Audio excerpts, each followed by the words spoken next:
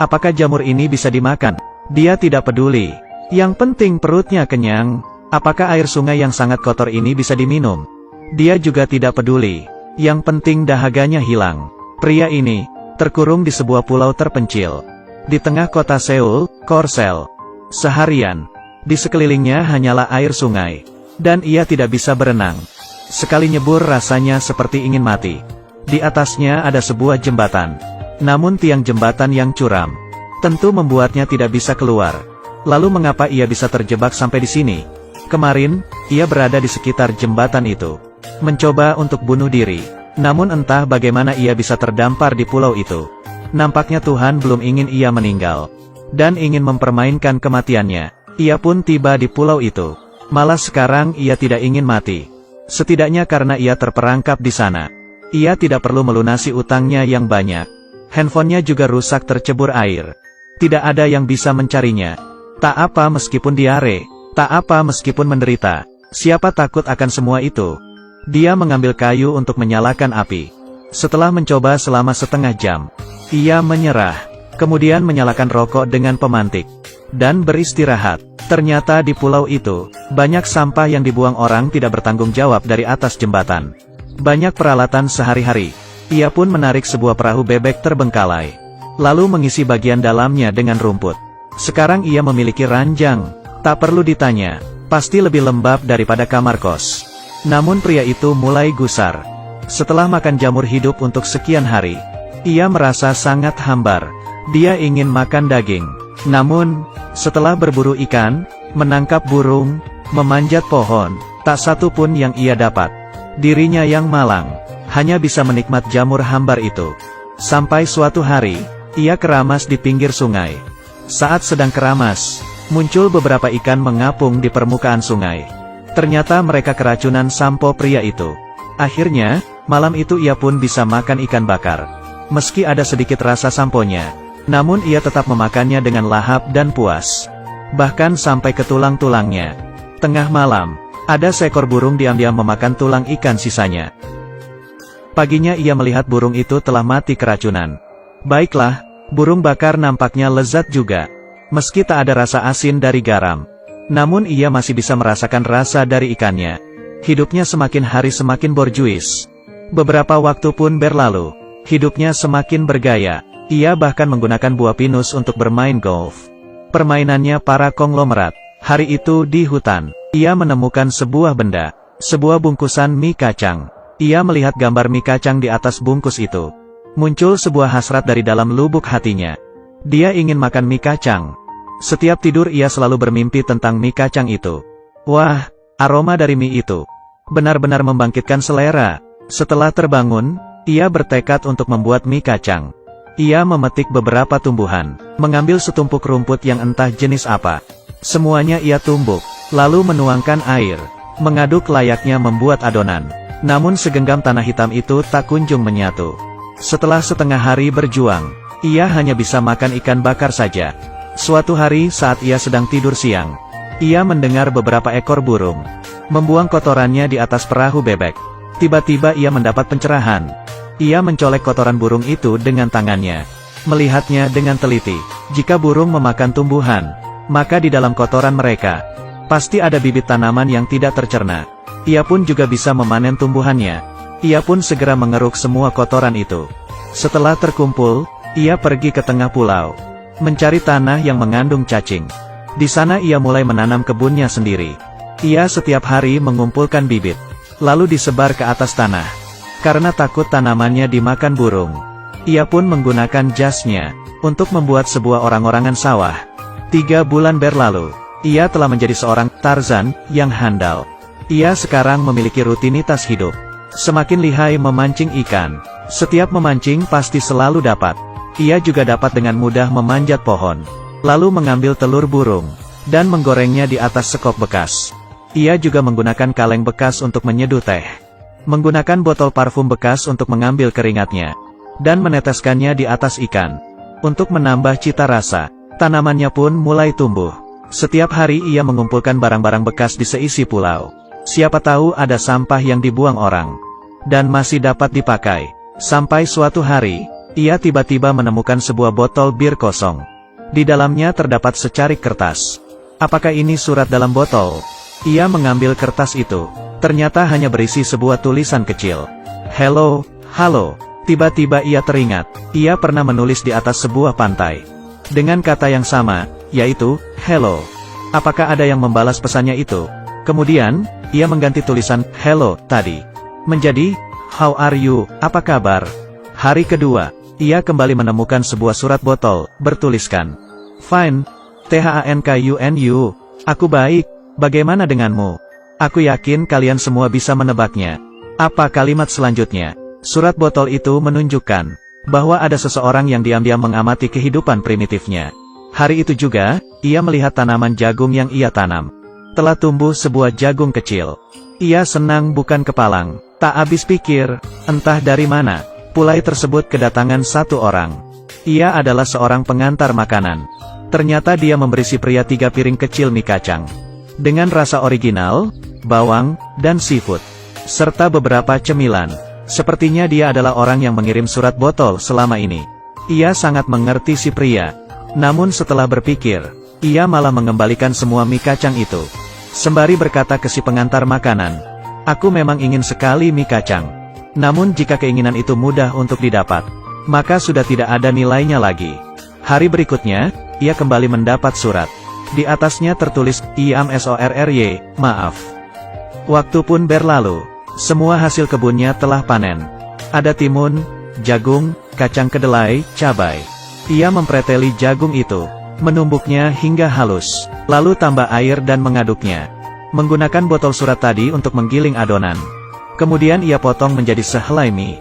Lalu direbus. Lalu ia menggali sebuah bumbu mie kacang yang telah lama terkubur. Dan ditambahkan ke atas mie. Sebuah mie kacang dari pulau terpencil. Kini siap disantap. Sembari mengaduk, ia pun terisak. Dan setelah menyantap mie buatannya, air matanya pun mengalir. Keinginannya pun terwujud sudah. Sembari makan, pria itu menangis terharu. Selama ini ia merasa bahwa apa yang ia lakukan selalu gagal.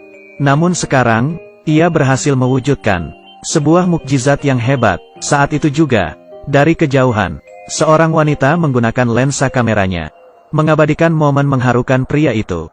Wanita itu adalah sahabat jauh dari si pria. Dia sudah 3 tahun tidak keluar dari rumahnya. Kamarnya yang remang-remang terisi penuh oleh sampah. Hidupnya benar-benar tidak lepas dari rumah. Ia bangun jam 8 pagi. Sarapan makanan kaleng dengan 172 kalori. Jalan 3000 langkah di depan dinding. Jam 9 buka komputer dan online. Jam 12 setelah ibunya keluar rumah. Lalu ia pergi mandi. Siang hari ia menyantap sebuah roti dengan 525 kalori. Kemudian berjalan 6000 langkah. Lanjut online sampai malam. Kemudian tidur jam 9. Setiap hari ia tidur di atas tumpukan bubble wrap. Ranjangnya berada di dalam lemari. Kadang saat ibunya bertanya mau makan apa, dia menjawabnya melalui SMS. Lalu ia kirim ke ibunya. Masakan ibunya diletakkan di depan kamarnya. Setelah ibunya pergi, barulah ia mengambil makanan itu. Ia juga memiliki sebuah kamera yang sangat panjang. Di Seoul, setiap tahun diadakan latihan pertahanan udara 2 kali. Dan saat itu semua mobil yang melintas harus berhenti. Wanita itu menggunakan kameranya untuk melihat keluar. Itu adalah rasa penasarannya terhadap dunia luar belakangan ini. Namun suatu kali, ia melalui lensa kameranya, melihat ke arah sebuah pulau yang tidak pernah ada orang sebelumnya. Ternyata ada sesosok pria di sana. Dan ia sedang ingin bunuh diri. Ia mundur sembari terkejut, tidak berani melihat. Malam itu adalah insomnia pertamanya. Karena tidak tahan, ia kembali melihat kameranya, melihat bahwa pria itu masih hidup.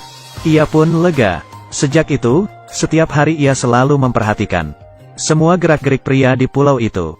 Melihatnya menarik sebuah perahu kapal. Melihatnya menulis hello di atas pasir.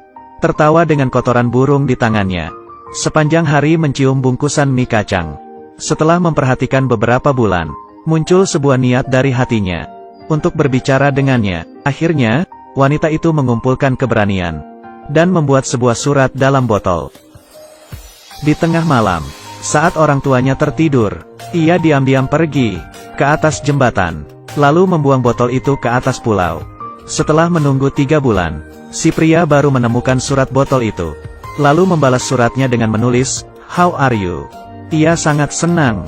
Tidur pun sambil tersenyum. Keduanya mulai berkomunikasi dari jauh. Ia pun jadi lebih banyak menghabiskan waktu di luar. Melihat indahnya kehidupan. Karena mengetahui pria itu ingin makan mie kacang. Ia pun menelepon seorang kurir makanan. Untuk memberikannya mie kacang. Tak disangka ia malah menolaknya. Pesan yang dititipkan pria itu kepadanya berisi, mie kacang memang menjadi harapannya, tapi ia tidak enak hati untuk menerimanya. Wanita itu sudah lama tidak mendengar kata harapan. Keesokannya, setelah sekian lama ia pun keluar dari kamar dan berbicara kepada ibunya. Meminta ibunya untuk mengumpulkan beberapa bibit jagung. Sejak itu, ia mengikuti si pria, bersama-sama menanam jagung. Benih si pria pun tumbuh menjadi sebuah jagung. Dan akhirnya bisa menikmati mie kacang. Melihat tangis haru si pria, ia pun ikut terharu, sembari meraba foto pria itu. Malam itu ia tidak tidur di dalam kamar. Ia tidur di bawah sinar bulan. Hidupnya semakin bercahaya.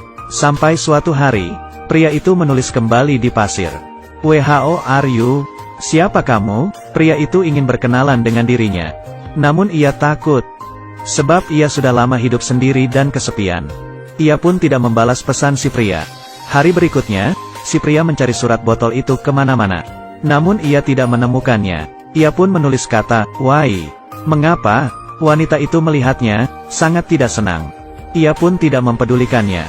Pada malam beberapa hari berikutnya, badai melanda Seoul. Pria itu dilanda bencana. Ia ingin menyelamatkan kebunnya. Namun semua tanamannya habis terseret air. Air sungai pun meluap, menyeret perahu bebeknya. Bahkan tempat tidurnya pun lenyap. Hari kedua, si wanita tidak tahan untuk terus menghindar darinya. Ia pun melihat tampang si pria yang telah kehilangan semua miliknya. Ia menjadi sedih. Saat itu juga, sekelompok petugas kebersihan muncul di pulau itu. Dan ingin membersihkannya. Setelah melihat si pria, mereka menyuruh si pria untuk meninggalkan pulau itu. Pria itu tidak mau. Setelah berkejaran, petugas kebersihan yang berjumlah banyak itu akhirnya berhasil menangkap si pria. Mereka tidak mempedulikan tangisannya, tidak mendengar semua permohonannya, memaksanya untuk mengenakan baju, lalu membawanya pergi. Melihat ekspresi putus asa pria itu, sebelum meninggalkan pulau, si wanita tiba-tiba tergerak untuk menyelamatkannya. Kini hatinya bersemi cinta, dirinya pun tidak takut lagi. Dia membuka pintu rumah, lalu pergi keluar. Langkah kakinya bagaikan seekor kuda yang berlari bebas. Sementara itu, si pria ditelantarkan di pinggir jalan. Sendirian. Ia adalah raja di pulau itu. Namun di tengah masyarakat, ia adalah seorang gelandangan yang hina. Ia melihat sebuah gedung berlantai 63. Di sana pernah menjadi tempatnya untuk mengakhiri hidup. Ia pun menaiki sebuah bus. Kembali pergi ke gedung itu. Ia mengambil dompet lamanya, menempelkan kartu di mesin. Dan ternyata berhasil. Ia pun menangis sambil tersenyum. Sedangkan si wanita masih terus berlari. Melihat jejak sepatu pada botol. Mendengar dari orang sekitar. Ia tahu bahwa di dalam sebuah bus ada seorang lelaki gelandangan yang aneh. Ia pun mengejar bus itu. Namun bus itu telah jalan. Ia tidak bisa mengejarnya. Hanya bisa terhenti lalu menangis. Ia tidak berhasil menyelamatkan pria itu. Dan tidak ada orang yang bisa menyelamatkan dirinya. Ia pulang sambil menangis. Berjalan seperti mayat hidup. Tiba-tiba, alarm pun berbunyi. Ini adalah latihan pertahanan udara. Dan saat pelatihan, semua mobil harus berhenti. Dia pun kembali, memunculkan raut wajah tersenyum, dan mengejar pria itu lagi. Akhirnya, ia berhasil naik ke bus itu. Di tengah penumpang yang tercengang melihatnya, ia melihat sosok pria itu yang sedang berlinang air mata. Ia berjalan perlahan menuju pria itu. Berbicara padanya, ia menggunakan bahasa Inggris memperkenalkan dirinya. Lalu bertanya pada si pria, "WHO are you? Siapa kamu?" Mendengar perkataan itu, si pria pun tahu bahwa ia adalah sosok yang selama ini bertukar surat dengannya. Pria itu melihat wajah si wanita. Ia pun tersenyum. Setiap manusia memiliki sebuah pulau kecil di hatinya. Mungkin ada kalanya pulau itu terisi penuh oleh sampah. Ada kalanya dilanda badai ganas. Namun jika kamu menanam pulau itu dengan bunga, maka percayalah, suatu hari, malaikat pun akan terharu. Setelah menyaksikan sampai sini, apa tanggapan kalian terhadap film ini? Aku tunggu komentar dari kalian. Buat yang suka jangan lupa like, ya.